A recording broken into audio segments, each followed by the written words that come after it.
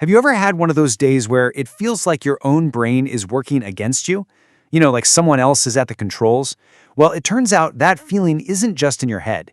Today, we're going to pull back the curtain on the biology of why that happens. It's a story of a hijack. So let's just get right to it. Why is it that sometimes you know exactly what you need to be doing, but you just can't? It feels like your brain just slams on the brakes right when you need to hit the gas. What is going on there? I want you to picture this, because I know you've been there.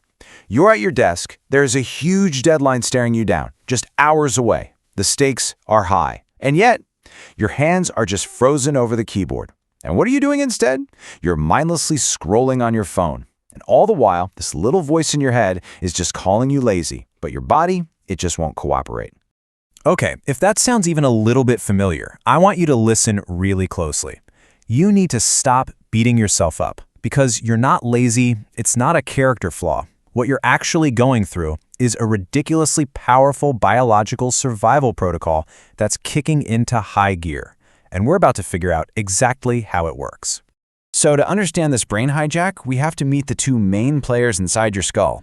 I want you to think of it like this. There's a constant battle between a sharp, focused CEO and a wild animal that lives in the basement. So, on one side, you've got the CEO. This is your prefrontal cortex, right behind your forehead. It handles all the complex stuff: logic, planning for the future, making good decisions, keeping your emotions in check. It's the part of you that says, okay, let's get this project done. But then, deep down, there's the animal, your limbic system. This part of your brain couldn't care less about your 5-year plan.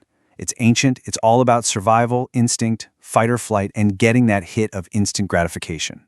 Now, most of the time, the CEO does a pretty good job of keeping this animal under control. So what could possibly take down our all-powerful CEO? Well, it just gets tired.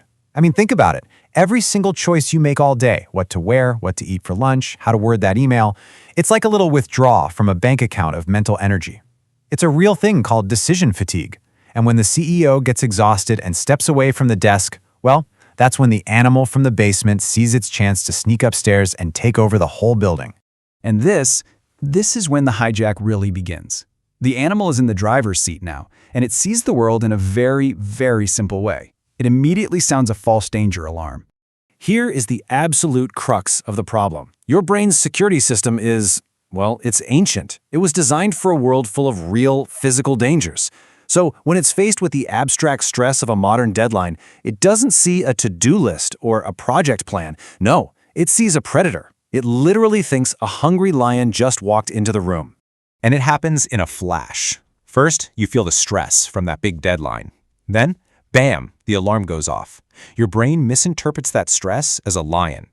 Instantly, your body goes into total lockdown, flooding your system with cortisol, the stress hormone. And here's the crazy part. Your body intentionally cuts the power, the blood flow, to the CEO, your prefrontal cortex. I mean, from a survival standpoint, it makes sense, right? If there's a lion in front of you, you don't need to be writing a novel. You need to run.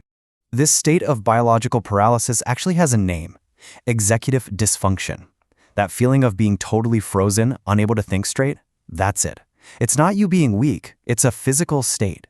Your brain's hardware, the part you need for planning and logic, has literally been taken offline by an ancient emergency protocol. You can't think clearly, even if you desperately want to.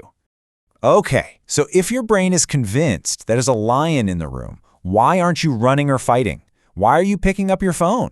This leads us to the real motive behind this whole heist: the desperate escape into what we can call the dopamine cave. It's a totally logical question, right? Your body is primed for a life or death battle, and your reaction is to check social media? It seems completely absurd. But this is where the story gets really interesting.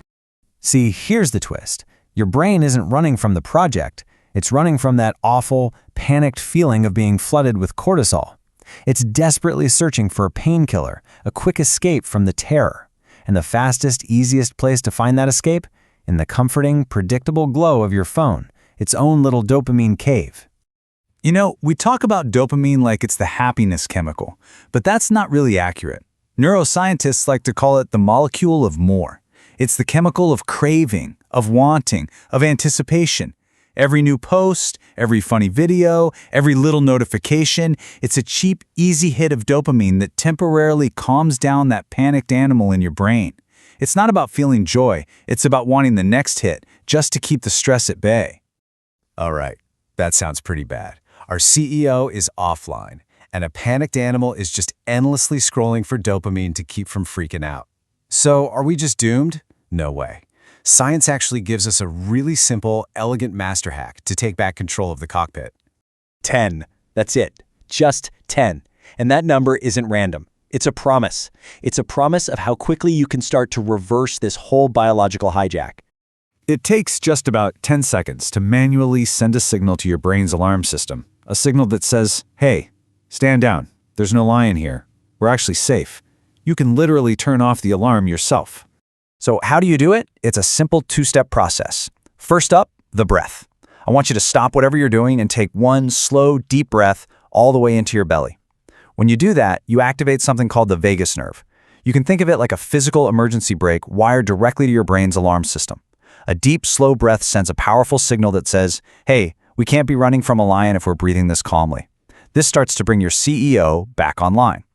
Then comes step 2, the micro task. Don't even think about the whole giant project. That's the lion.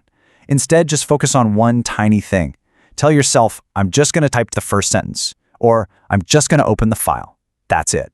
Now here's the magic. When you actually complete that tiny little task, your brain gives you a little reward, a hit of real, earned dopamine.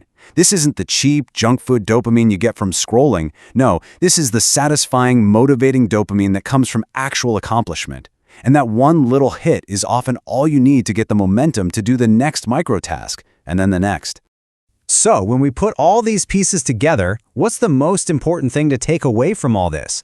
If you remember just one thing from our time together, I want it to be this.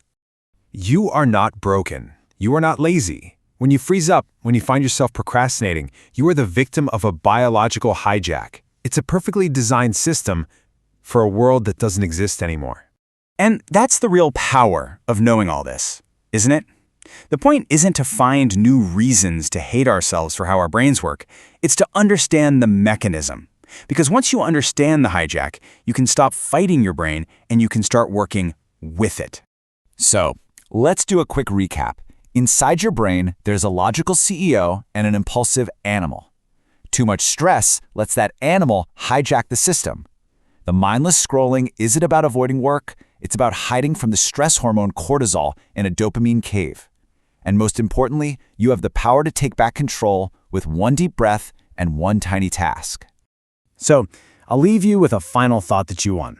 The next time you catch yourself scrolling when you should be working, just pause for a second and ask yourself, what's the lion I'm actually running from right now? Figuring that out? Well, that's the first real step to taming the animal inside.